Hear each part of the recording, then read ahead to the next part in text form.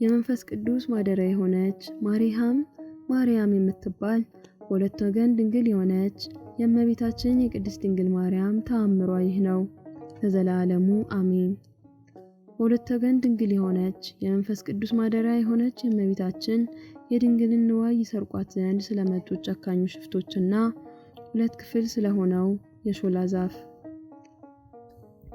ዮሴፍና ሶሎሜን አስከትላ ከልጇ ከኢየሱስ ክርስቶስ ጋር እመቤታችን ማርያም ስንቋን ባህያ ጭና ከጨካኝ ሄሮድስ ማዕት እየሸሸችና ከሀገር እየተሰደደች ወደ ደብረ ምጥማቅ አውራጃዎች በደረሰች ጊዜ ክፉዎች ሽፍቶች ተመለከቷት።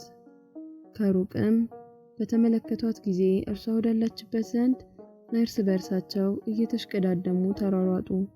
እመቤታችንም ወደ እርሷ እየሮጡ በተመለከተች ጊዜ ስቅስቅ ብላ አምርራ እነሆ እኛ ጨካኞች ሽፍቶች ልጄን ሊገድሉት መጡ፣ በልጄ ምትክን የቤዛው በሆንኩ ነበር በማለት እያለቀሰችና እንባዋን እያፈሰሰች ከነዚያ ጨካኞች ምትሸሸግበትን እየፈለገች በፍጥነት ሮጠች። ወዲህና ወዲያም ተመላለሰች።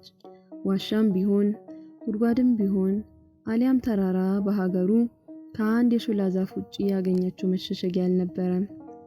የመንፈስ ቅዱስ ማደሪያ የሆነች ማርያም የምትባል በሁለት ወገን ድንግል የሆነች እመቤታችን ቅድስት ድንግል ማርያምም ወደዚያ የሾላ ዛፍ ደረሰችና አማተበችበት። በዚያም ጊዜ ዛፉ ለሁለት ተከፈለ። በውስጡም ሕፃኑንና እናቱን ዮሴፍና ሶሎሜን ሸሸጋቸው። አህያውንም እንደተጫነ ወደዚያ የሾላ ዛፍ ገባ።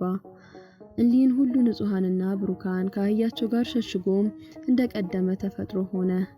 በላዩ ላይ የመሰንጠቅ ምልክት አልተገኘበትም። እኛ ሽፍቶችም ወደዚህ የሾላ ዛፍ ደርሰው ሕፃኑንና እናቱን ዮሴፍንና ሶሎሜን አጣቸው። እርስ በርሳቸውም ከአህያቸው ጋር ሲሄዱ እዚህ ጋር ያየናቸው እነዚህ ሰዎች በየት ተሰወሩ? ወደ ሰማይ ያረጉ ይሁን ወይንም ወደ ምድር ልብ ገቡ ይሁን? ይህንንም ሲነጋገሩ በሾላ ዛፍ ውስጥ ያለው አህያ አሰምቶ ጮኸ። በዚያን ጊዜ እኛ ሽፍቶች ጩኸቱን ሰምተው ደነገጡ። የእግዚአብሔርን ድንቅ ሥራም እጅጉን አደነቁ። እንዲህም አሉ፣ እኛ የተባረኩ ሰዎችን እንነጥቃቸውና እንበንድላቸው ዘንድ ያልተወን እግዚአብሔር የተመሰገነ ይሁን። መሐሪ ቁጣውም የራቀ ነውና አምላካችን እንደ ሥራችን ክፋት አልመለሰልንም። ወደ ቤታቸውም ንጹሃን የሆኑ ባሮችን ስላሳዘንናቸው አቤቱ ማረን፣ ይቅርም በለን እያሉ ሄዱ። እነዚህ ሽፍቶችም ካለፉ በኋላ የሾላው ዛፍ ተሰነጠቀ። ሕፃንና እናቱን አብሯቸውም ያሉትን ሁላቸውን እንዳስገባቸው በደህና አወጣቸው። ከዚያ በኋላም ያ የሾላ ዛፍ ከመሰንጠቁ አልተለወጠም። እስካሁንም ሁለት ክፍል ሆኖ የመንፈስ ቅዱስ ማደሪያ የሆነች ማርያም የምትባል በሁለት ወገን ድንግል የሆነች የእመቤታችን የቅድስት ድንግል ማርያምን ተአምር ለማሳየት በደብረ ምጥማቅ ይኖራል እንጂ በዓለም በሆነ ጊዜ በነፋስ ኃይል እንዳይጠፋ በተሰነጠቀው መካከል በውስጡ መብራት ያበሩበታል። እመቤታችን ማርያምም ትጠበቅበት ዘንድ እግዚአብሔር ለእርሷ ወዳዘጋጀላት ስፍራ ሄደች።